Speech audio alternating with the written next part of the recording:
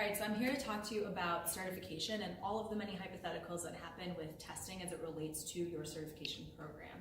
So we're going to walk you through this huge chart. The first thing you're going to do is register for your exams. That's obviously one of the first steps that you're going to take when you join the Corps. Once you register for your exams, let's say you passed all of your exams. So this would mean that you pass every single exam that you need to qualify for teaching. They're all complete and passed. Once you pass your exams, you then apply for your intern certificate. So a lot of this is on Google Classroom. You'll see these steps. You'll apply for your intern certificate, which is issued by the Pennsylvania Department of Education, or we call it TIMS, they call it TIMS, which is their Teacher Information Management System. So all of the intern certificate process goes through the Pennsylvania Department of Education.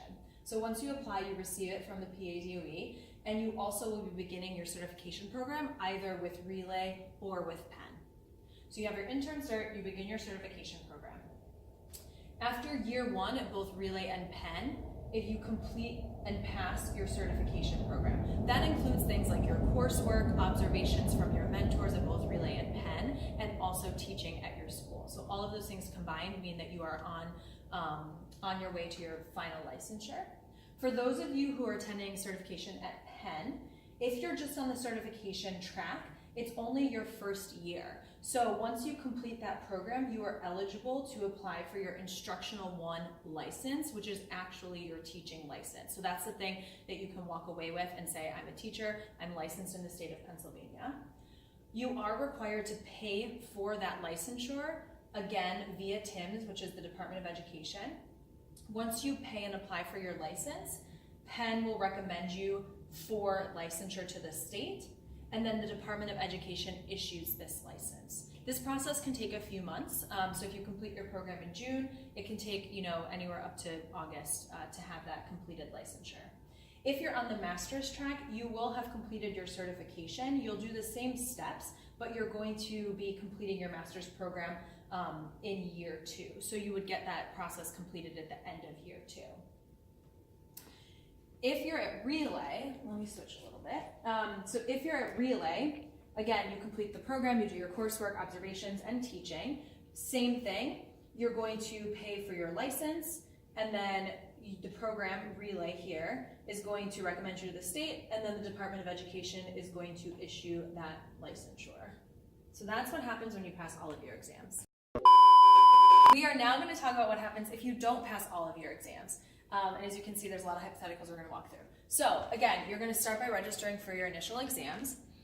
If you do not pass all of your exams by the June date, but you still pass all of them before you start teaching and or before you start your certification program at Penn and Relay, as long as you pass them all before, you're going to follow the steps that we mentioned on the previous video.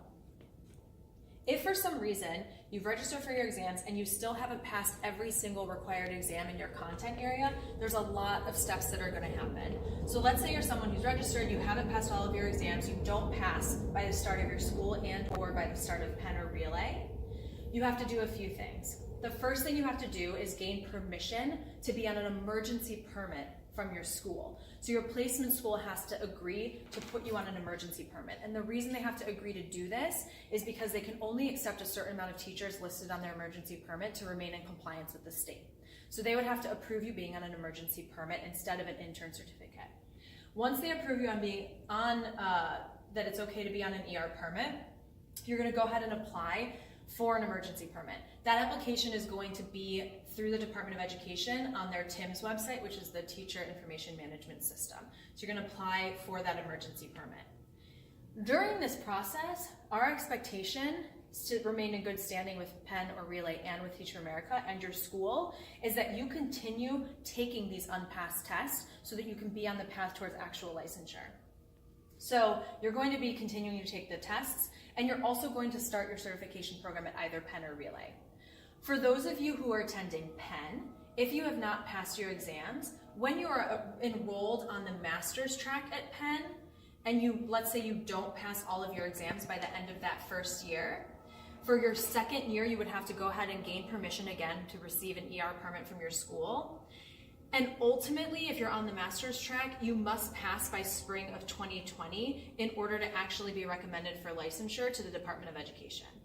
So this is about 2 years of hypotheticals here, and a lot of things need to align for you to stay on track. When you're on the master's track, there's always a course as you continue testing, an option that you'll pass everything, which you would then go up to those steps that you need to take for that second year. If you're attending Penn and you are just doing the certification, you must pass by June of 2020, and you have to pass all of your exams. If you don't pass them at this point, if you are on the certification track and you don't pass by June of 2020, you are released from Teach for America.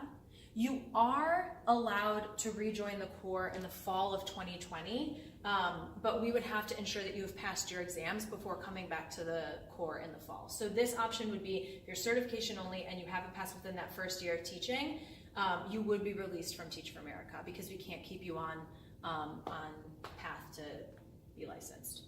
That's at Penn.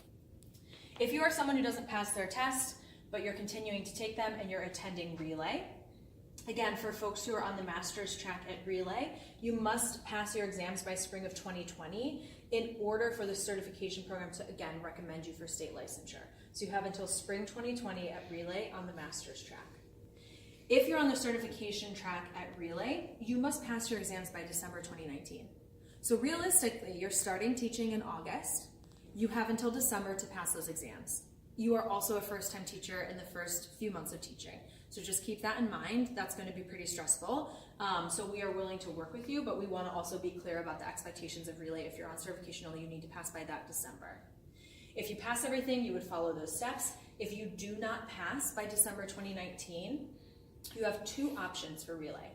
You can either enroll in their master's track, which would mean that it would buy you time to pass by spring of 2020, which again is only a few more months to be realistic.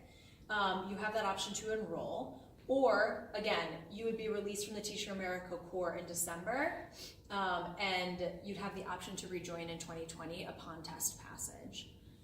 The reason that we share all this information is to be crystal clear with you about all of the possible hypotheticals so that you know how to remain in good standing with both your certification program, Teach for America, and ultimately to get you licensed to teach in the state of Pennsylvania.